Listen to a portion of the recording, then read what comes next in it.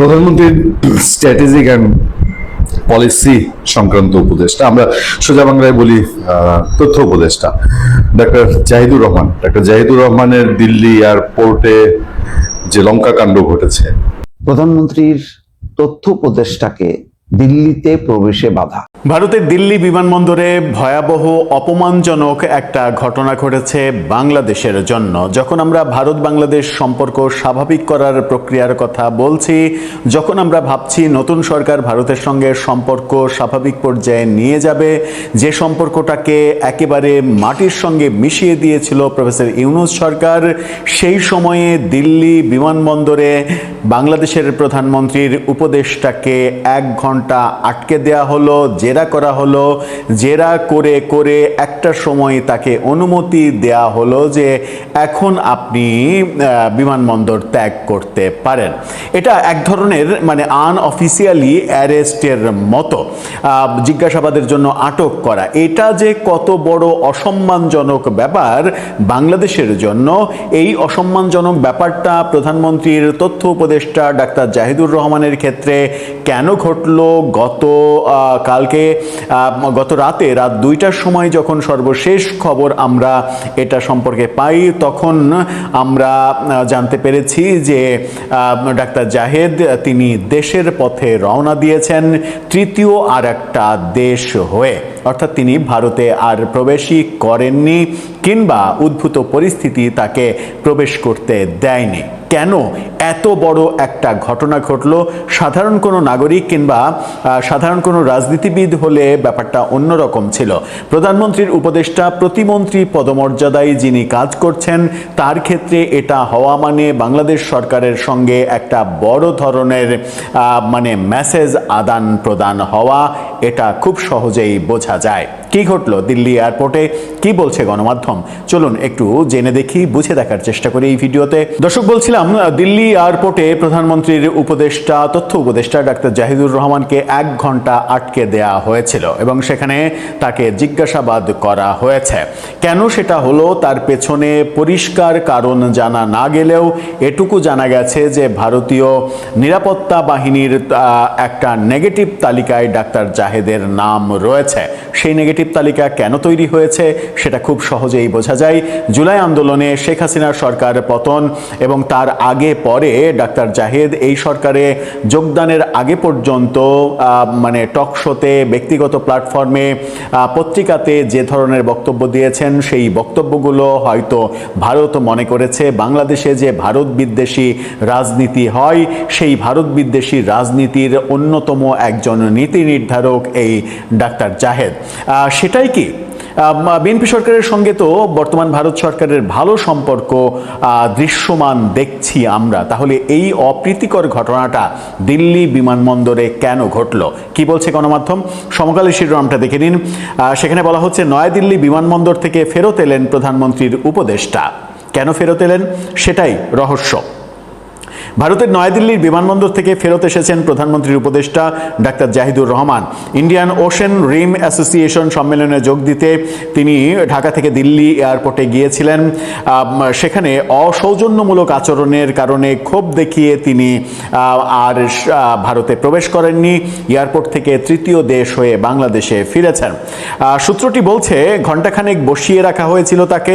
বিভিন্ন প্রশ্ন করার পর প্রতিমন্ত্রীর পদমর্যাদায় উপদেষ্টা পদে থাকা জাহিদুর রহমানকে সবশেষ 1 ঘন্টা জিজ্ঞাসাবাদ করার পরে ভারতে প্রবেশের অনুমতি দেয়া হয়। কিন্তু ভারতীয় ইমিগ্রেশন কর্তৃপক্ষের আচরণ যথাযথ না হওয়ায় উপদেষ্টা ভারতে প্রবেশে অস্বীকৃতি জানান। তিনি ভারত থেকে অন্য দেশ হয়ে বাংলাদেশে ফেরার সিদ্ধান্ত নেন। রোববার গভীর রাতে যখন সর্বশেষ সমকাল এই তথ্য বলে যে রাত 1টার পরের তথ্য তারা যেটা জানাতে পেরেছে সেটা হচ্ছে, তখন জাহিদুর রহমান তৃতীয় দেশ হয়ে বাংলাদেশে ফেরার পথে ছিলেন। তার মানে তিনি অলরেডি এখন বাংলাদেশে অবস্থান করছেন। উপদেষ্টা জাহেদ প্রতিমন্ত্রী হিসেবে কূটনৈতিক পাসপোর্ট পাওয়ার যোগ্য, কিন্তু খোঁজ নিয়ে জানা গেছে তিনি তার ব্যক্তিগত পাসপোর্টেই গিয়েছিলেন ভারতে, কূটনৈতিক পাসপোর্ট ব্যবহার করেননি। এখানে যেটা বলা হচ্ছে সেটা হচ্ছে যে রোববার বিকেল 3:20 সাধারণ পাসপোর্টে এয়ার ইন্ডিয়ার ফ্লাইটে ঢাকা থেকে যাত্রা শুরু করেন তিনি। দিল্লি বিমানবন্দরে নামার পর তাকে ভারতের নজরদারি তালিকা অনুযায়ী আটকে দেয়া হয়। ভারতের যে নজরদারি তালিকা বাংলাদেশের নাগরিকদের সম্পর্কে, সেই নজরদারি তালিকায় ডাক্তার জাহেদের নাম রয়েছে। এটা বর্তমান বিএনপি সরকারের জন্য অনেক বড় বিব্রতকর একটা ঘটনা। এদিকে ভারতীয় সংবাদ মাধ্যম CNN নিউজ 18 তারা বলছে উপদেষ্টা জাহিদুর রহমানের নামে ভারতের নিরাপত্তা সংক্রান্ত নজরদারি তালিকা ছিল। দিল্লি বিমানবন্দরে নিয়মিত তল্লাশির সময় অভিবাসন কর্মকর্তারা তাকে শনাক্ত করেন, এরপর যাচাইয়ের জন্য তাকে আটক করা হয়। এই শব্দ ব্যবহার করেছে সমকাল। এটা কোনোভাবেই কোনো সম্মানজনক ওয়ে হতে পারে না বাংলাদেশের জন্য। সূত্রটি নিউজ 18কে বলছে প্রশাসনিক ত্রুটির কারণে জাহিদুর রহমানকে দিল্লিতে প্রবেশে বাধা দেওয়া হয়। পরে অসঙ্গতি শনাক্ত করার পরে সমাধান করার পরে কর্মকর্তারা তাকে ছাড়পত্র দেন। জুলাই অভ্যুত্থানের পর ভারত বাংলাদেশের কয়েকজন ইনফ্লুয়েন্সারের ইউটিউব চ্যানেল ব্লক করেছিল ভারত। দেশটির কর্তৃপক্ষের দাবি এসব ইনফ্লুয়েন্সারের বক্তব্য ভারত বিরোধী। এই তালিকায় জাহিদুর রহমানের নামও রয়েছে বলে জানা গেছে।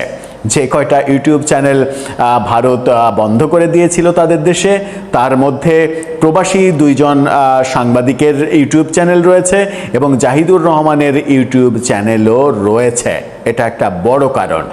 এবং তাকে আটকে দেওয়ার কিংবা আটক করা, 1 ঘন্টা আটক করে জিজ্ঞাসাবাদ করা, এটার পেছনে প্রথমেই যেটা বলেছি যে জুলাই আন্দোলনের পরে, শেখ হাসিনা সরকার পতনের পরে বাংলাদেশে যে ভারত বিদ্বেষী রাজনীতি মাথাচাড়া দিয়ে ওঠে, সেই রাজনীতির অন্যতম নীতি নির্ধারক মনে করে ভারত ডাক্তার জাহেদকে। কিন্তু ডাক্তার জাহেদ তো মোটামুটি একটা প্রগতিশীল ধারা, গণতান্ত্রিক ধারাতে কথা বলার চেষ্টা করেছেন বলে বিভিন্ন জায়গায় আমরা দেখেছি। কখনো কখনো অতিমাত্রায় কথা বলেছেন হয়তো, কিন্তু ভারত বিদ্বেষী যে রাজনীতি, মূলত যে রাজনীতির শেকড় গ্রথিত হয়েছিল প্রফেসর ইউনূসের মেটিকুলাস ডিজাইনে, এবং তিনি তার সাঙ্গপাঙ্গদের সেই ভারত বিরোধী রাজনীতি, 7 সিস্টার্স আলাদা করে দেওয়া, চিকেন নেকে আঘাত করা, ভারতীয় বিচ্ছিন্নতাবাদীদের বাংলাদেশে আশ্রয় দিয়ে ভারতকে ধ্বংস করে দেয়া, এই ধরনের কথা, ভারতীয় দূতাবাসের ইট খুলে নিতে চাওয়া, ভারতীয় দূতাবাস চট্টগ্রামে পাথর ছুঁড়ে মারা, এই ঘটনাগুলো যারা ঘটিয়েছে তাদের সঙ্গে সরাসরি সম্পৃক্ত ডাক্তার জাহেদ, এটা ব্যক্তিগতভাবে আমি মনে করি না। তবুও তারা যেহেতু ডাক্তার জাহেদের ইউটিউব চ্যানেল বন্ধ করে দিয়েছিল, আমার মনে হয় যে ভারতে যাওয়ার ক্ষেত্রে ডাক্তার জাহেদ আরেকটু সচেতন হলে পারতেন। তাতে করে এত বড় একটা দুঃসংবাদ, এত বড় একটা বিব্রতকর খবর সরকারের জন্য সেটা তৈরি হতো না। দর্শক, আপনার কাছে কি মনে হয়, এই যে ঘটনা ঘটলো, এই ঘটনা কি এরকম ইঙ্গিত আর দিচ্ছে যে বিএনপি সরকার, বর্তমান সরকারের সঙ্গে ভারত সরকারের যে বন্ধুত্বপূর্ণ সম্পর্কের কথা আমরা প্রত্যাশা করছি সেটা হবে? নাকি কদিন আগে শেখ হাসিনা ভারতীয় গণমাধ্যম এই সময়কে সাক্ষাৎকারের 3য় কিস্তিতে যে কথা বলেছিলেন যে বর্তমান বিএনপি সরকারের সঙ্গে ভারতের বন্ধুত্বপূর্ণ সম্পর্ক হবে, এটা তিনি বিশ্বাস করেন না, তার কথাই ঠিক হবে? আসসালামু আলাইকুম। প্রধানমন্ত্রীর স্ট্র্যাটেজিক অ্যান্ড পলিসি সংক্রান্ত উপদেষ্টা, আমরা সোজা বাংলায় বলি তথ্য উপদেষ্টা, ডাক্তার জাহিদুর রহমানের দিল্লি এয়ারপোর্টে যে লঙ্কা কাণ্ড ঘটেছে, আমি কারো উপরে দোষ দিয়ে বলছি না, এটা ডাক্তার জাহিদুর রহমানের উপরে না, ভারতের ইমিগ্রেশন কর্তৃপক্ষ না, যে লঙ্কা কাণ্ডটা ঘটেছে এটা একদম হুলস্থুল ফেলে দিয়েছে। কি হলো না হলো, কার দোষ, ডাক্তার জাহিদের দোষ না দিল্লি ইমিগ্রেশনের দোষ, নাকি ওভারঅল বাংলাদেশ ইন্ডিয়া রিলেশন এখানে কোনো এফেক্ট ফেলেছে, সবকিছু মিলে একটা হুলস্থুল কাণ্ড কারখানা। ওভারঅল যতগুলো নিউজ এসছে, যতগুলো নিউজ পড়েছি এবং ভারতে আমরা কথা বলে আমার যে ধারণাটা তৈরি হয়েছে, এই ধারণা হলো এখানে দুই পক্ষেরই দোষ আছে, একতরফা কোনো কিছু ঘটেনি। একদম খুব সিম্পল, দেখেন, একটা মানুষ বাংলাদেশে যে ঘটনাটি ঘটার পেছনে আপনার তিনি একজন কূটনৈতিক লোক, মানে কূটনৈতিক লোক বলতে তিনি যখন সফরে যাচ্ছেন বাংলাদেশ সরকারের প্রধানমন্ত্রীর তথ্য উপদেষ্টা, তিনি বাংলাদেশের লাল পাসপোর্ট নিয়ে যাবেন, এটি স্বাভাবিক। তো প্রথম ওই পয়েন্টটাতে ভেজাল লেগেছে। ওই পয়েন্টটাতে ভেজাল লাগার সঙ্গে সঙ্গে গুরুত্বপূর্ণ যে 4টি পয়েন্ট সামনে এসছে, একটা হলো তিনি লাল পাসপোর্ট ব্যবহার করেননি, দ্বিতীয়ত হলো তিনি ভিসা না নিয়ে সার্ক টিকেটে ভ্রমণ করেছিলেন, ফলে ইমিগ্রেশন বা হাই কমিশনের তথ্য ছিল না, একটা ভুল বোঝাবুঝি তৈরি হয়েছিল প্রাথমিকভাবে।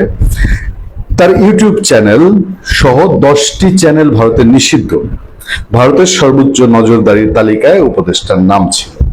এখন এই যদি হয় সিচুয়েশন যে ডাক্তার জাহিদের প্রতি ভারতের সর্বোচ্চ পর্যায়ে নজরদারির তালিকা যেটা, সেটার দিকে নজর রাখা হয়েছে, আজকে আমাদের এই চ্যানেল, ভারত না শুধু, ধরেন আমেরিকা বা ইউএসএ যে কোনো জায়গায় যদি নিষিদ্ধ থাকে, নিষিদ্ধ থাকলে পরে আমি যখন ওই দেশে যাব আমার মাথায় তো একটা চিন্তা থাকবে, তাই না? ফলে এখানে আমি মনে করি যে বাংলাদেশের যে দিল্লিতে যে হাই কমিশন আছে, সেই হাই কমিশনের একটা ভূমিকা ঘাটতি আছে। কারণ বাংলাদেশের তথ্য উপদেষ্টা যাচ্ছেন, ইজ্জতটা গেল কার? ডাক্তার জাহিদুর রহমান কিন্তু এখানে ফ্যাক্টর না। Doctor Zahid as a person তিনি এখানে ফ্যাক্টর না, ফ্যাক্টর হয়ে গেছে এখানে তিনি প্রধানমন্ত্রীর উপদেষ্টা। ফলে আমাদের ইজ্জতের সওয়াল, আমাদের মান সম্মানের ব্যাপার। এখানে তাকে এই যে 2 ঘন্টা বসিয়ে রাখা হয়েছে, এটা যে ইজ্জতের উপরে হাত পড়েছে সেটা আমাদের উপরে হাত পড়েছে। এবং স্বাভাবিকভাবে এটা হওয়ার কারণেই তো এখন বাংলাদেশের হাই কমিশন, বাংলাদেশের পররাষ্ট্র মন্ত্রণালয় ভারতের ডেপুটি হাই কমিশনারকে, ভারপ্রাপ্ত হাই কমিশনারকে ডেকে পাঠিয়েছে, নিশ্চয়ই তীব্র নিন্দা এবং উদ্বেগ জানানোর জন্য ডাকা হয়েছে। এবং এটা গায়ে লাগারই কথা, গায়ে না লাগার কথা না, যে চুপচাপ ওখানে 2 ঘন্টা বসেছিল ডাক্তার জাহিদুর রহমান, সিম্পল সমাধান হয়ে যেত, তাকে ঢোকার অনুমতি দিয়েছে, তিনি ঢুকে পড়তেন, এটাও ব্যাপারটা ওইরকম না। যাক, আমরা দুটা জিনিস আপনাদেরকে মনে করাই। নরেন্দ্র মোদীর উপরে আমেরিকার নিষেধাজ্ঞা ছিল না? নরেন্দ্র মোদী প্রধানমন্ত্রী হওয়ার আগে আমেরিকার নিষেধাজ্ঞা ছিল, কিন্তু তিনি যখন প্রধানমন্ত্রী হলেন তখন তিনি আমেরিকা যাওয়া আসা করছেন না, আমেরিকান ইমিগ্রেশনে মেনটেন করে তো যাওয়া আসা করছে, তখন কিন্তু আর ওই নিষেধাজ্ঞার ব্যাপার নাই। কারণ ওইটা ভারতের প্রধানমন্ত্রীর বিষয়, এবং ভারতের প্রধানমন্ত্রীর বা ওই স্পেশাল পাসপোর্ট নিয়ে সেই প্রোটোকলের মধ্যে দিয়ে তিনি যাওয়া আসা করছেন, ফলে ওই সব প্রসঙ্গ উঠে নেই। আরো একটি পুরনো উদাহরণ দিই আপনাদেরকে। বাংলাদেশের প্রয়াত সাবেক মন্ত্রী, আওয়ামী লীগের মন্ত্রী সৈয়দ আবুল হোসেন, 96 সালে সৈয়দ আবুল হোসেন এইরকম, তিনি মন্ত্রী হওয়ার পরে, সেই সময় যোগাযোগ মন্ত্রী ছিলেন না, মন্ত্রী হওয়ার পরে তিনি তার ব্যক্তিগত পাসপোর্ট নিয়ে তিনি সিঙ্গাপুর ভ্রমণ করেছিলেন। এবং সিঙ্গাপুর ভ্রমণ থেকে আসার পরে পত্রপত্রিকায় এটা নিয়ে নিউজ হয় যে মন্ত্রী আবুল হোসেন তিনি ব্যক্তিগত পাসপোর্ট নিয়ে গেছেন, এবং এইটা আইন কানুন ঘেটে তখন দেখা যায় যে এটা অবৈধ, এটা আইন বহির্ভূত। একজন লাল পাসপোর্টধারী কখনোই তার ব্যক্তিগত সাধারণ নাগরিকের পাসপোর্ট ব্যবহার করে বিদেশে যেতে পারেন না, এটা আইন বহির্ভূত, নিয়ম বহির্ভূত। এবং শেখ হাসিনা তৎকালীন প্রধানমন্ত্রী তার নির্দেশে সৈয়দ আবুল হোসেন পদত্যাগ করেছিলেন। আর ডাক্তার জাহিদের ক্ষেত্রে তিনি যদি লাল পাসপোর্ট না নিয়ে থাকেন, একদম প্রথম পয়েন্টটাতেই তো ঘাপলা লেগেছে, প্রথম পয়েন্টটাতেই একটা ভেজাল তৈরি হয়েছে, তিনি কেন তার লাল পাসপোর্টটা ব্যবহার করলেন না, তাহলে তো হয়তো এত কিছু উঠতো না। আর একটা মানুষ, তিনি ওই দেশের চূড়ান্ত নজরদারিতে আছেন, তার ইউটিউব চ্যানেল নিষিদ্ধ, তাকে তো যাচাই বাছাই করার জন্য একটা সময় লাগে। ইমিগ্রেশন বলছে তার কাছে স্পষ্ট বার্তা ছিল না। আচ্ছা, এইসব পরিস্থিতির মধ্যে দিয়ে ডাক্তার জাহিদের এই কাণ্ড ঘটে, তিনি অবশেষে তিনি তার মতো করে তিনি ফিরে এসছেন, যে তিনি আর ইয়েতে যাবেন না, আপনার ইন্ডিয়াতে যাবেন না, তিনি সম্ভবত আপনার কলম্বো হয়ে তিনি দেশে ফিরেছেন। কিন্তু এটা দিল্লি থেকে আমাদেরকে যে তথ্য দেওয়া হচ্ছে যে ডাক্তার জাহিদ সাধারণ পাসপোর্ট নিয়ে ওখানে নামার পরে তিনি চাচ্ছিলেন যে তিনি বিশেষ সুবিধা পান, ভিআইপি সুবিধা পান, অথবা কূটনৈতিক সুবিধা পান। কূটনৈতিকরা যখন কোন একটা এয়ারপোর্টে নামে, নিমেষের মধ্যে তাদের ইমিগ্রেশন কাজকর্ম শেষ হয়ে যায়, এগুলো আগে থেকে তথ্য ডাটাবেস থাকে, ফলে এত সময় লাগে না। ডাক্তার জাহিদের ক্ষেত্রে 2 ঘন্টা লেগেছে, তিনি রাগ করেছেন বা অভিমান করেছেন, এবং তিনি দেশেও হয়তো নিশ্চয়ই তিনি তার সরকারের সাথে, তার উচ্চপদস্থদের সাথে তিনি কথা বলেছেন, কথা বলে তিনি ওখান থেকে ব্যাক করেছেন। এই ব্যাক করার মধ্যে দিয়ে আমরা কি ভিতরে আরো কোনো অন্য গুরু কোনো কারণ জানতে পারি? কারণ বাংলাদেশ ভারতের মধ্যে সম্পর্কটা গতকালকেই কিন্তু আমি একটা আলোচনায় বলেছি যে যে আলোচনাটা ছিল যে নেপাল থেকে বাংলাদেশের বিদ্যুৎ আসার কথা, ভারত সেটার অনুমতি আটকে দিয়েছে। সেখানে আমি বলেছি যে বাংলাদেশ ভারত সম্পর্ক কিন্তু এখনো ঠিক স্মুথের দিকে যাচ্ছে এরকম না। অনেকটা সন্দেহ করেন ভারতীয় সাংবাদিক যারা আমাদের এখানে আলোচনা করেন, তারা কিন্তু প্রতি মুহূর্তে সন্দেহ করেন যে সামথিং ডাল মে কুছ কালা হ্যায়। যাক, আমি একটু খবরটা নজর দিই আপনাদের। দিল্লিতে প্রত্যাখ্যাত উপদেষ্টা ডাক্তার জাহেদ ধরলেন ফিরতি ফ্লাইট। দিল্লিতে প্রত্যাখ্যাত ডাক্তার জাহেদ, বাংলাদেশের অন্যতম পত্রিকা মানবজমিন বলছে, প্রধানমন্ত্রী তারেক রহমানের তথ্য উপদেষ্টা ডাক্তার জাহিদুর রহমানকে দিল্লি ঢুকতে দেওয়া হয়নি। মানবজমিনের রিপোর্ট বলছে তাকে দিল্লি ঢুকতে দেওয়া হয়নি। ঢাকায় প্রাপ্ত সর্বশেষ খবরে জানা যায় কোনো একটি অনুষ্ঠানে যোগ দিতে তিনি দিল্লি বিমানবন্দরে পৌঁছেছিলেন, কিন্তু বিমানবন্দর কর্তৃপক্ষ তাকে দিল্লিতে ঢোকার ছাড়পত্র দেয়নি। দায়িত্বশীল কূটনৈতিক সূত্র মানবজমিনকে জানিয়েছে প্রধানমন্ত্রী উপদেষ্টার ভিসা সংক্রান্ত জটিলতা ছিল। তিনি সাধারণ পাসপোর্টে ভ্রমণ করেছিলেন, যদিও এতদিনে তার কূটনৈতিক পাসপোর্ট হয়ে যাওয়ার কথা ছিল। দিল্লির একটি সূত্র জানিয়েছে ভারতে নিযুক্ত বাংলাদেশের high commissioner M Riaz Hamidullah আগে থেকে বিমানবন্দরে অপেক্ষমান ছিলেন। উপদেষ্টা প্রত্যাখ্যাত হওয়ার বিষয়টি নোটিশে আসার পর তিনি ভারত সরকারের উচ্চ মহলে যোগাযোগ করেছেন, কিন্তু কাঙ্ক্ষিত সাড়া মেলেনি। ফলে শেষ পর্যন্ত ডাক্তার জাহেদকে ঢাকাগামী ফিরতি ফ্লাইট ধরতে হয়েছে।